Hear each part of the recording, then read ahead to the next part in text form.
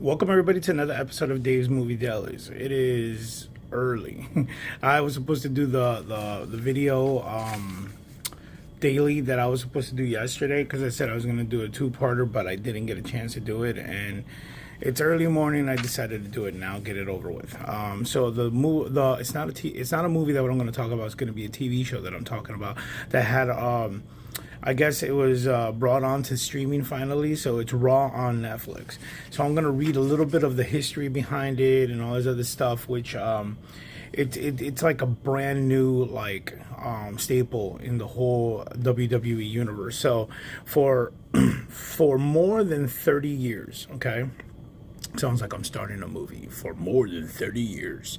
It's in well over 1,500 episodes.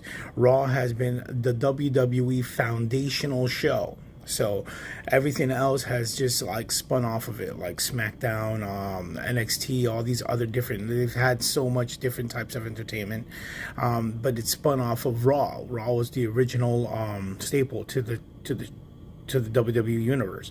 So it has signified the Red Brand's most saluted moments in the world. You know, there's been so many different moments. Was it WrestleMania moments? All these different things, and they've all come off of what Raw started. You know, there's been so many different moments that are historical when it comes to TV, when it comes to wrestling, all these different spectacular situations that have happened that you can just recall. And if you go, if you were a child growing up during the WWE era, then a lot of these things solidify your childhood, you know, and some of these characters, the Attitude Era, the Rated R era, the rated, you know, all these rated PG-13 era.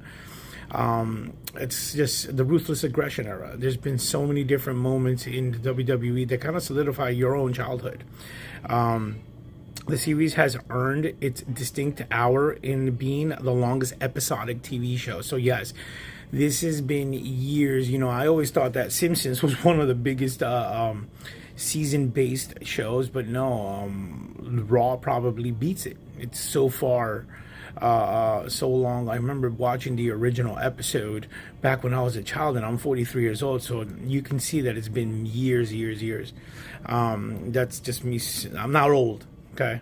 uh, with all the greatest superstars and you know, there's been so many different superstars that have had matches in the squared circle. That's where they earned the title, the squared circle, which is the ring. It debuted on Netflix finally, making the leap from linear TV to streaming. It debuted on January 6th, 2025, which was a huge leap for them. They have Raw on Netflix. Peacock, they have like documentaries.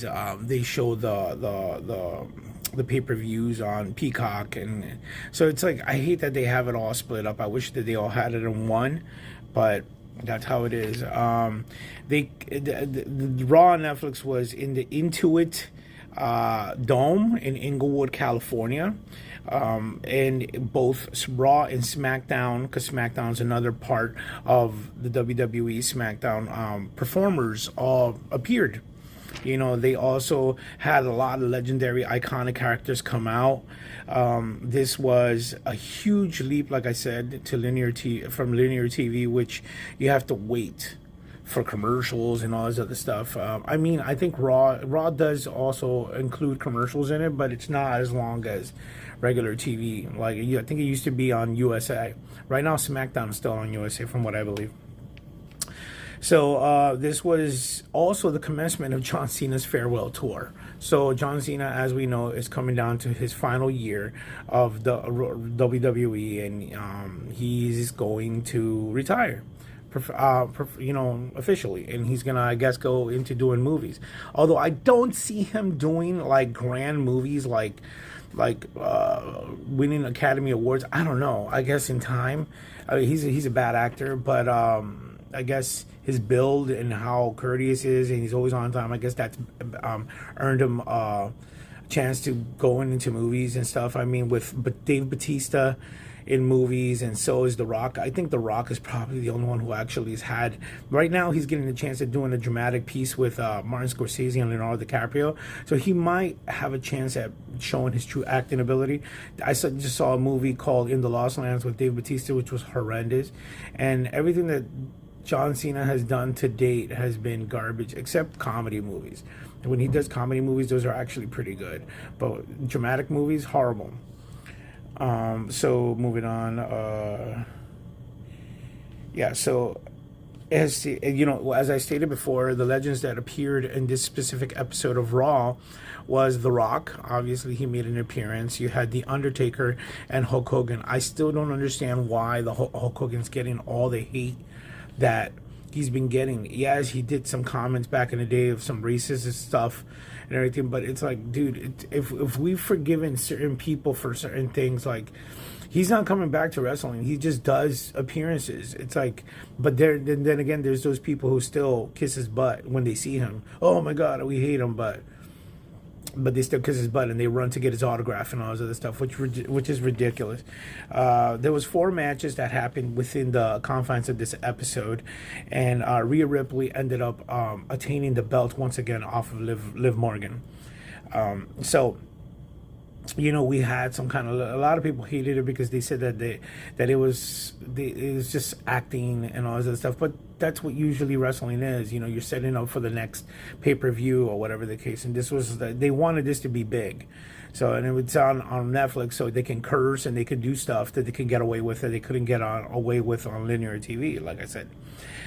Since the debut of it on Netflix, we've had 13 episodes since that you can watch on Netflix at the moment. So, to me, I enjoyed it. I mean, but then again, it's just wrestling. It doesn't change anything. I mean, the only thing that they changed was that they mentioned Netflix a lot, and it was just on streaming.